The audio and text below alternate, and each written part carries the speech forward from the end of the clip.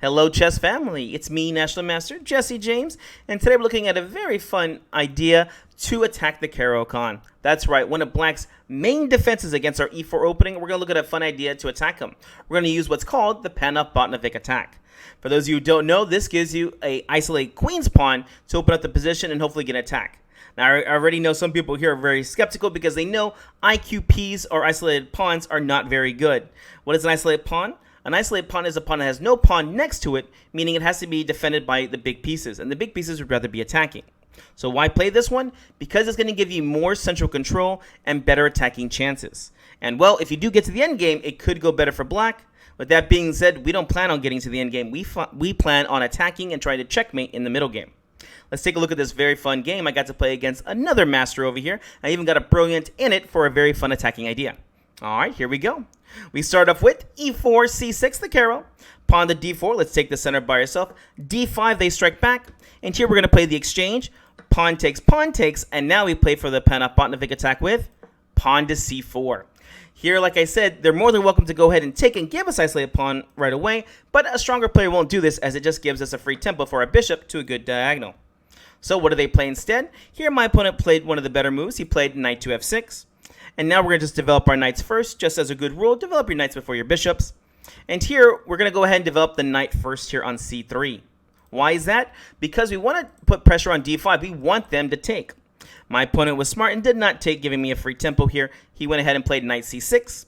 Knight to f3. Now it looks like we got the nice 4 knights Caro over here.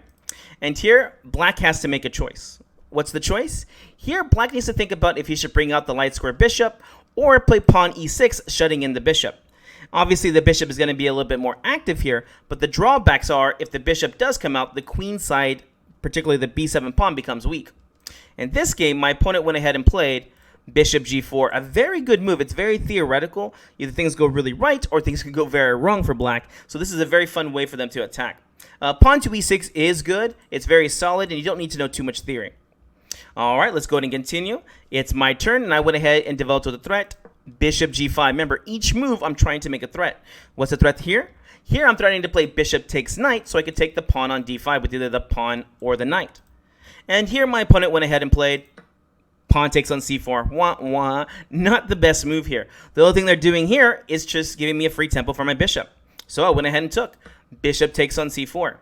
And here Black played pawn to e6. Not a bad move. And I can already hear someone asking, hey, isn't bishop takes f3 a good move here? So bishop takes f3 lines. Let's go and take a look at this real quick.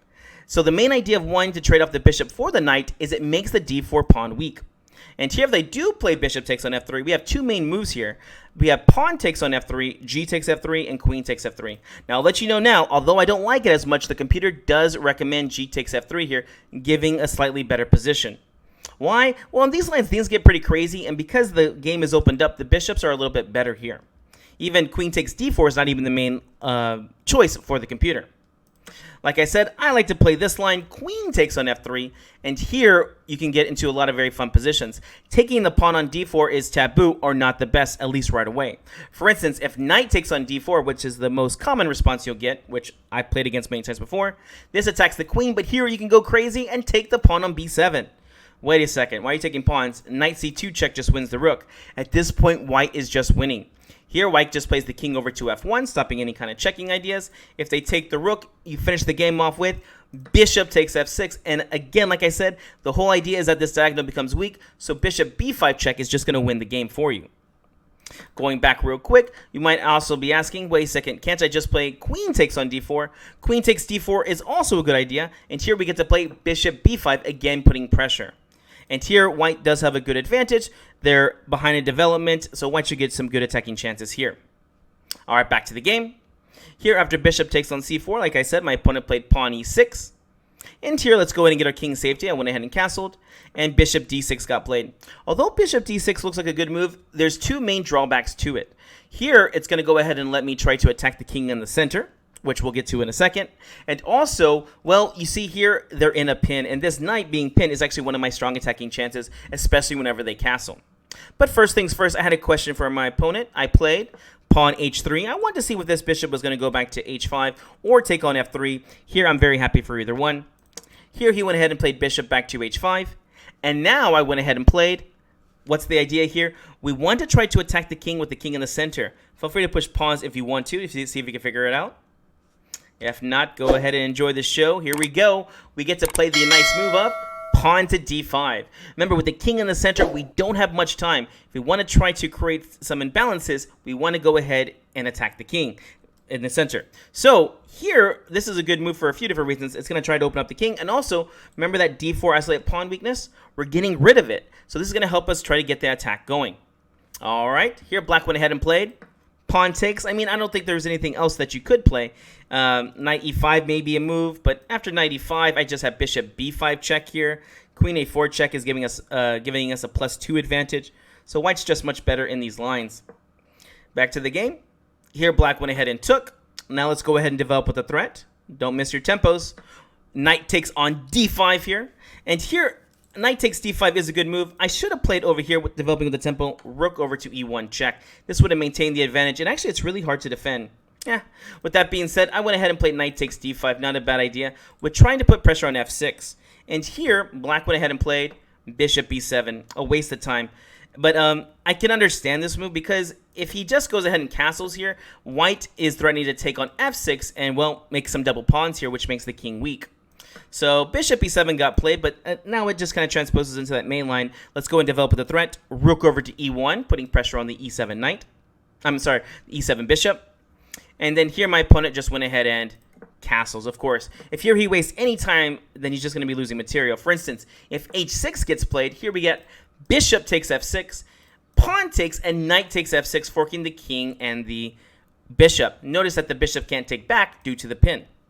So black played the best move here and went ahead and castled. All right, now it's white's move, and this is where I got my double exclam. White to move. Can you see my plan? All right, this is a very tough one. Here the idea is I want to take on f6 and give him double pawns, but that bishop is just defending here. Do you got it now? Here we get to play these spectacular rook takes on e7 right here. And notice that the queen can't take back due to the knight. So the only way you can take back is with the knight over here. And now I went ahead and continued with bishop takes on f6. A nice move here, which should look to win the bishop. Because if they play the main line, which is pawn takes, I get to go ahead and play knight takes f6 check, attacking the king and the bishop and winning the piece over here. So what did my opponent play? Notice they can't even move the knight. Dear Lord, this is even pitting over here. Here they went ahead and tried to play Inter Samoa, or an in-between move of bishop takes knight. Unfortunately, this actually helps me out. What's the move? Simple chess. Queen takes f3. Now I have two attackers on the bishop. And, well, this is just a winning position as far as material goes. The king side's going to be opened up. Dear Lord, things are just going to get worse and worse. And here, he really doesn't have any good moves. He just went ahead and played pawn takes. I mean, he can't even try something like rook e8 to defend, as I have something as simple as queen to g4, saying, yeah, I'll take that knight when I'm ready. But here I'm threatening checkmate on g7. Here, g6. And now I have queen to g5 here, adding even more pressure and just winning a piece outright. They're going to have to sacrifice the queen or just lose another piece. And, well, they might end up getting checkmated here with a lollipop checkmate here, too. So pawn takes over here. At this point, I'm sure my opponent was just not very happy, and so they lost the game pretty fast here. I'm already up +5, meaning up a rook here. And, well, simple chess. I went ahead and played knight takes f6 check.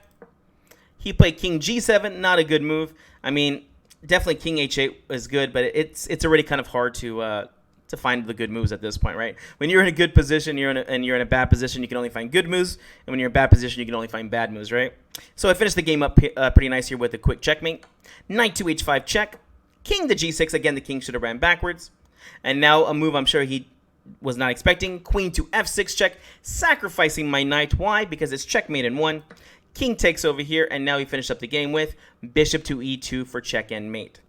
All right, guys, hope you enjoyed this. Remember, this was a very fun idea about how to attack the Caro-Kann. This was using the Panov-Botvinnik attack. Remember, in the main line, just play pawn takes, pawn c4. Give yourself that isolated pawn and go ahead and go for the attack. All right, guys, we'll see you in the next video.